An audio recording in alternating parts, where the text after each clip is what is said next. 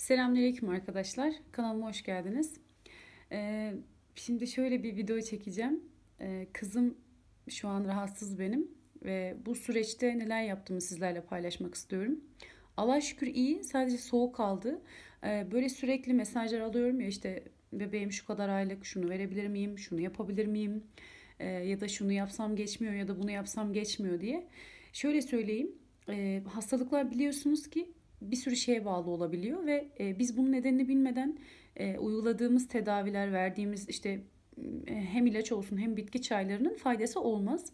O yüzden çocuğun en önemlisi neye rahatsızlığı, neden rahatsız olduğunu bulmak. Şimdi benim kızım 3-4 gündür biraz soğuk aldı. Sadece öksürüğü çok kötü. Şimdi soğuk aldı dediğim gerçekten şöyle hiç tedirgin olmadım. Çünkü halinde, tavrında, hareketlerinde hiçbir sıkıntı yok. Bu arada çocuğum 9 aylık.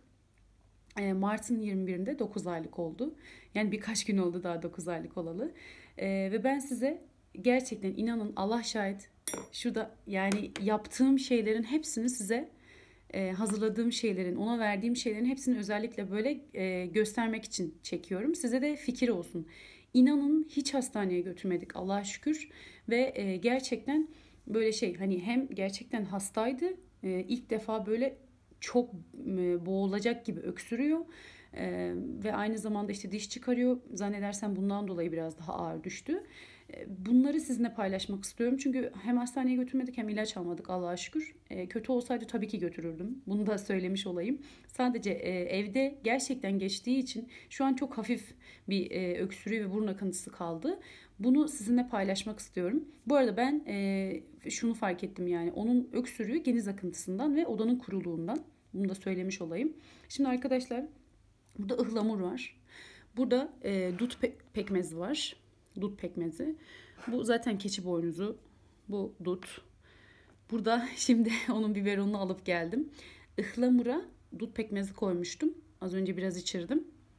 Bu da benim normal üzüm pekmezi ile zeytinyağını karıştırmıştım. Onu verdim. Bir de burada poşetim var. Şimdi şöyle söyleyeyim. Kızım birkaç gün önceydi. Misafirlerimiz geldi ve misafirlerin çocukları rahatsızdı. Hatta büyükler de biraz rahatsızdı. Kızım da diş çıkarma döneminde olduğu için zannedersem onlardan hastalık kaptı. Onlar gitti. Bir sonraki gün böyle biraz hapşurmaya, tıksırmaya başladı falan. Daha sonra bir sonraki gün öksürüğü çok arttı ve hani böyle balgamlı balgamlı öksürülür ya. Tabii balgam da çıkarmıyor bu arada. İşte balgamlı öksürüyor.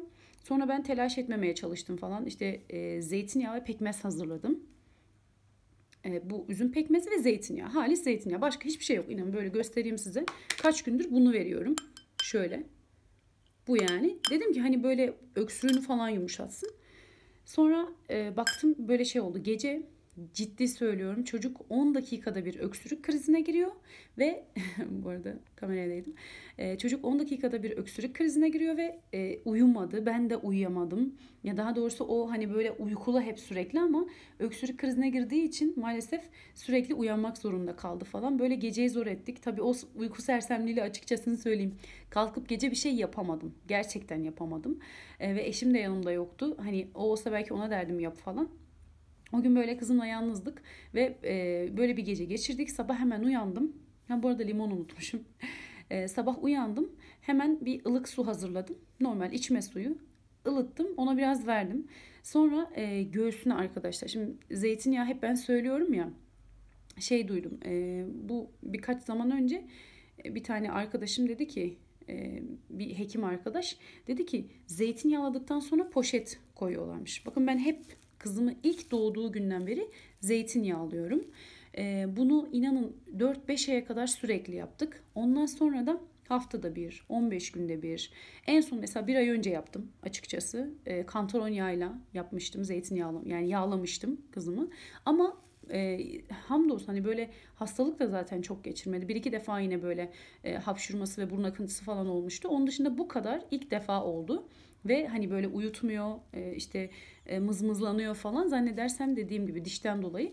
Poşeti söyleyince aklıma poşet geldi. Normalde de hep sırtını ve göğsünü yağlarım.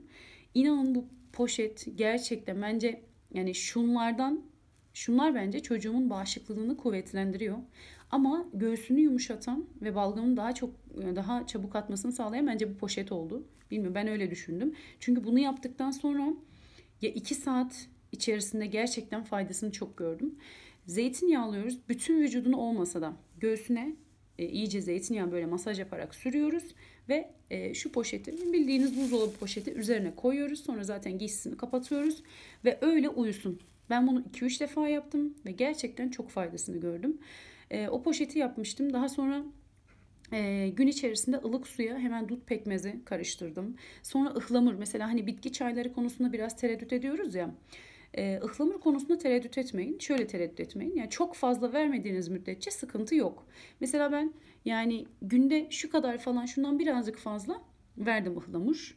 Günde bir defadan bence hiçbir sıkıntı olmaz. Zaten 6 ay geçmiş bir çocuksa ve siz daha önceden ıhlamur vermişseniz ve herhangi bir alerjisi olmamışsa bir sıkıntı olmaz inşallah. Yine de eğer herhangi bir hani böyle çocuğunuzun hassas olduğunu düşünüyorsanız veya alerji yapabileceğini düşünüyorsanız birer kaşık verin ve çocuğun genel durumuna bakın. Eğer bir sıkıntı yoksa devam edin. Ondan sonra ne yaptım? Biliyorsunuz ki lütfen rica ediyorum, keçi boynuzu pekmezini evinize alın.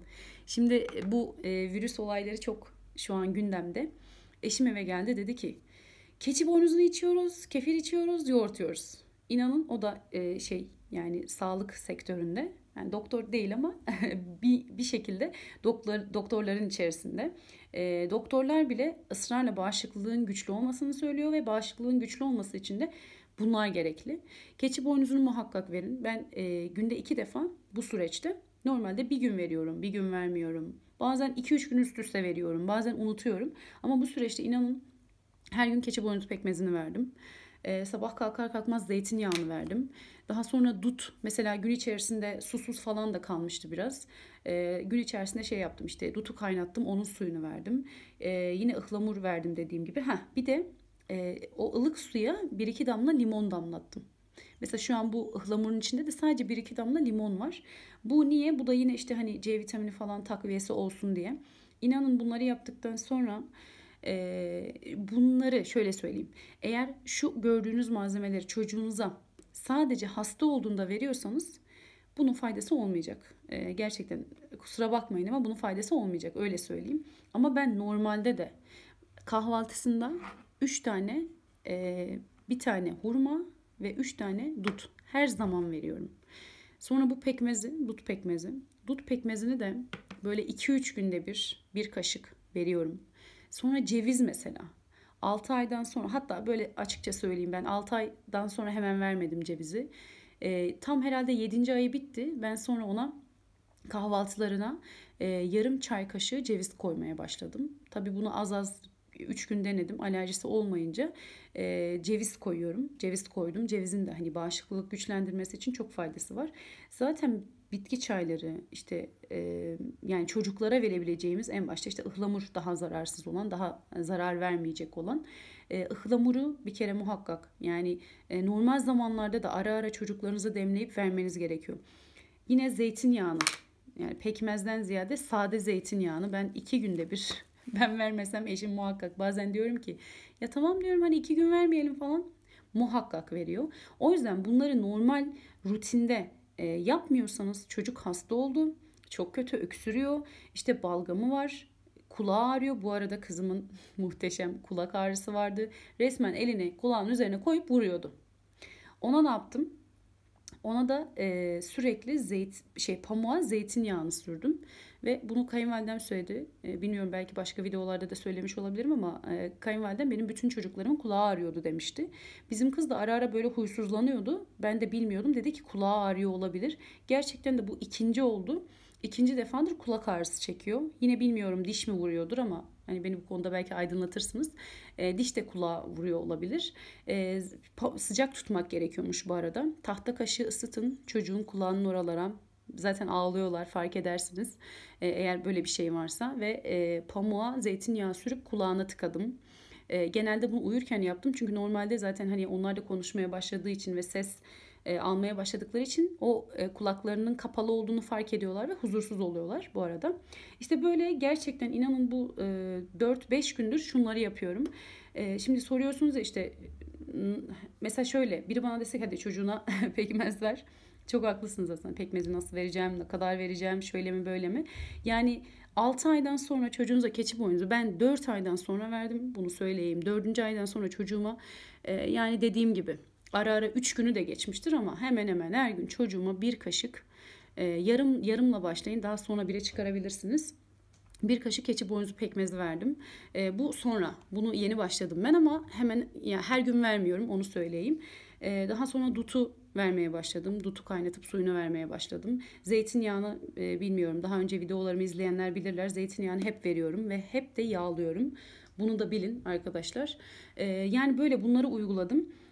Şöyle yapabilirsiniz. 6 aydan sonra dediğim gibi küçük küçük keçi boynuzu pekmezi. Yine mesela yarım çay kaşığı zeytinyağı verebilirsiniz. Ama çocuk 7-8 ayı geçmişse bunu işte günde 2 defa yine çay kaşığı ile verebilirsiniz. Ha bu arada benim tarifimi çok soruyorlar. Gerçekten onun faydasını biz çok gördük. Tereyağıyla pekmez karışımı var ya. Bu tereyağıyla pekmez karışımı çok faydası olan da oldu ama olmayan da oldu. Bunun nedenini bilmiyorum tabii ki. Zaten hani videoda da öyle kesinlikle balgam çıkıyor falan demedim zannedersem ama çok faydasını gördük. Yani benim söylediğim o kadar çok kişi bana olumlu döndü ki ben o yüzden zaten o videoyu çektim. Sizlere de faydası olsun diye. Onu da yapabilirsiniz ama benim size tavsiyem hani böyle o çocuğun böyle balgamı ta boğaza kadar gelmiş. Çocuk öksürüyor çıkaramıyor ya. O tereyağı ve pekmez onu atmasına neden olacak. Bu kadar. Ama bunları yaparsanız çocuğunuzun bağışıklığı güçlenecek. Bu arada benim kızımın muhteşem burnu akıyor. Şu an bildiğiniz yani 30 saniyede bir böyle sürekli çıkarıyor. O kadar mutlu oluyorum ki çünkü kesinlikle düşünseniz o biriken affedersiniz sümük falan hep içinde kaldığı zaman ne olacak? Daha farklı, daha fazla hasta olmasına neden olacak. Bu yüzden size tavsiyem çocuktan çıkanlara dokunmayın. Çocuklarınıza bunları muhakkak verin ki hasta olmasınlar. Böyle bir hastalık rutini geçirdik ve bunu sizlerle paylaşmak istedim. Şöyle tekrar lütfen bu zeytinyağı ve poşeti muhakkak yapın. Tavsiye ediyorum. Rica ediyorum. İnanın lütfen bir de böyle hani faydasını gördüğünüzde yazarsanız çok çok memnun olurum. Çok teşekkür ederim videoyu dinlediğiniz için. İnşallah hepinizin çocuklarına faydalı olur ve şifa olur. Herkese şifa olmasını diliyorum. Kanalıma abone olursanız sevinirim. Hoşça kalın.